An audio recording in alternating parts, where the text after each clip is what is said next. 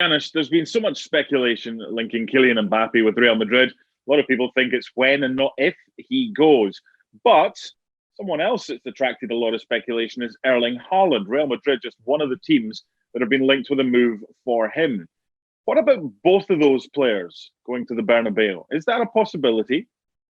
I think you're going to have to loan him some money, Mark. I mean, because I'm not sure where they're going to get that for both of those players, considering the fact that they're still looking at rebuilding the Galacticos. And part of that, of course, sounds like it's going to be Paul Pogba, perhaps Rudiger. So, no, I don't see it because it really doesn't make sense. Kylian Mbappe most likely is going to end up with Real Madrid. But if you're Erling Haaland and you look at his characteristics, certainly they're much better for Premier League, right? I mean, just, picture perfect. If you look at some of the teams, Manchester City, most likely the team that's going to go after him after they failed to get Harry Kane. I think at 80 million, that's absolutely nothing for a 21-year-old. And by the way, the 21-year-old still can end up at Real Madrid at a later date. So I think that would be his destination. Let's not forget, of course, Bayern Munich, because they have a great history of true number nines over the last couple of decades, who not only thrive at Bayern Munich and break all kinds of records, but also win just about every trophy there is to win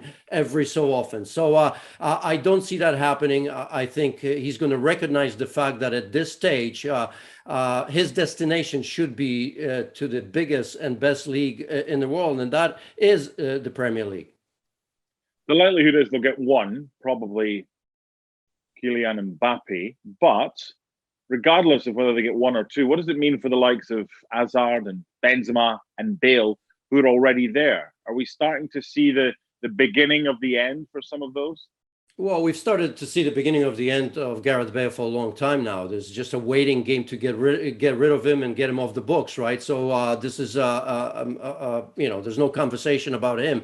I still believe that Eden Hazard, I mean, he's cost a lot of money. It's going to be very difficult to offload him. I think he's going to want to prove if he does stay healthy, because that's a big issue, right? I mean, he's at a crossroads to some degree, because when he was at Chelsea, I mean, he was unplayable at times, 2 seasons, right? One of the best, if not the best, in the league. So I think you're going to see Eden Hazard eventually get another chance. I think if he stays healthy, Karim Benzema, I think, is going to play in support of whomever, or lead the line, even if Kylian Mbappe gets there. So I don't think that's ending anytime soon. Vinny Jr., I mean, he's always promising and he's getting better by the game. I think he's thriving at Real Madrid right now. So that's about, I still think, Rodrigo is a possibility. There's still enough young players that may develop, around some of the key players that they're going to get. And assuming that you're going to get that spine of the team, say Rudiger, Pogba, and Mbappe, you're talking about Real Madrid team once again that we're going to be looking as Galacticos. Just a quick word about Haaland as well, because you mentioned 80 million. That's perceived to be the release clause, around that, between 75 and 100 million. But most people are saying it's 80 million, but that would only become active from next June.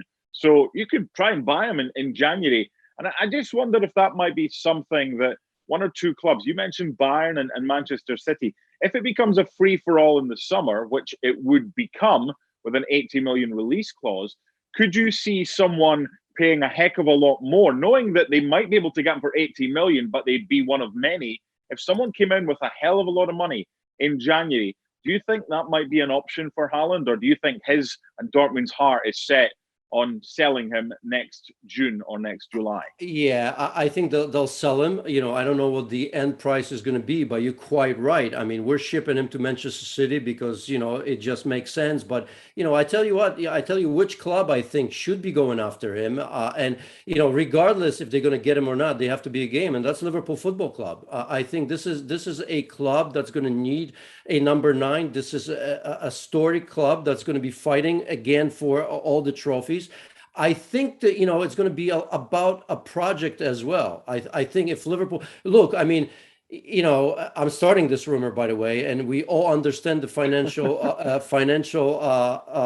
situation of Liverpool. They're not necessarily the sort of club that's going to be spending crazy money, but look what happened when they did put, what was it, over 50 for Van Dijk. It changed the club entirely, right? And I think if you want to progress under Jurgen Klopp, if you want to stay with the likes of Chelsea, Manchester City, and Manchester United, who's spending tons of money for the Lukaku's of the world, right? Who's spending the money for Cristiano Ronaldo's of the world. You look at Liverpool Football Club and you say to yourself, if we present this project to a player, we do have that position in need because Robbie Firmino hasn't been at his best. He's not really a true number 9, right? I think that the Liverpool Football Club should be in the conversation because they're big clubs. So they always, in my opinion, should be in the conversation from big players. But in reality, I think they really should be pushing it because I wouldn't be absolutely shocked if, given the project and who Liverpool Football Club are, if Erling Haaland and his representatives wouldn't listen to that.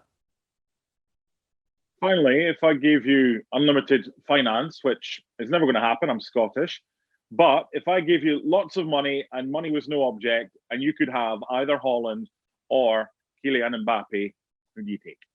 I'm going for Erling Haaland. I think we've seen it. I mean, both tremendous players, a little bit different. Obviously, if you look at the pace of Kylian Mbappe, who can play in all three front positions. But I just think the physicality, the way he scores goals, Erling Haaland, you and I see him week in and week out, is just incredible. The types of goals, his attitude, his character. I mean, just this leadership and this just want to be the best, right? I mean, it's the sort of kind of, I don't know if he's a true leader within the team, but he just comes across as saying, here I am, I'm 21 years old, I have zero fear whatsoever. I can score every goal possible. And that frustration when he doesn't score, you got to love that about him. So yeah, I would put my money on Haaland.